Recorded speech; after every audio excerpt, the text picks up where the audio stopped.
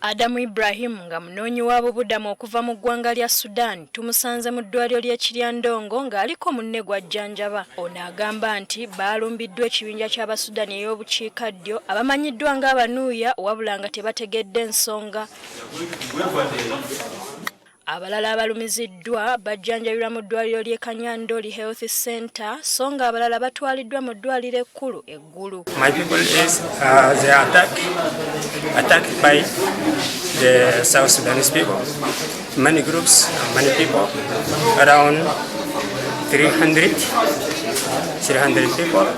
Okusinziira ku baddukanya eddwaliro lya Kiryandongo ku Lwokutaano lwa wiiki ewedde lwe baatandika okufuna abakosefu abali mu mbeera embi. Roslyn Ayigi nga yakulira abajjanjabi ku ddwaliro lino agamba nti omu ku bantu yaleeteddwa mufu era ng'omulambo gwe gukuumibwa mu ggwanika ly'eddwaliro lino. So far, we have 13 in number in this ward. That was by yesterday. There was one death that happened. It didn't happen from this hospital. By the time they brought the body, he was already dead. Keith Gilbert akolanga akulira ababundabunda mu nkambi eno atubuulidde engeri okulwanagana kuno gye kwatandikamu. The issue escalated from a water point where the Sudanese community met young boys from the Nwel fetching water, and they were asked questions because they were not known in the cluster. The Nwel boys were a little bit arrogant.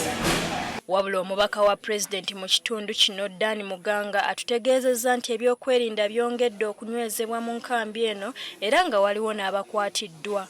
We had to come in as security and immediately step over the situation to ensure that the situation does not escalate into more disastrous scenarios. So we are on top of the situation. We have secured the settlement. Muganga asabye abanoonyi b'obubuddamu okuba abakkakkamu nga bwe bayigga abatuusizza ku bannaabwe obuvune. We have also made some arrests, about 4 or 5 who might have participated in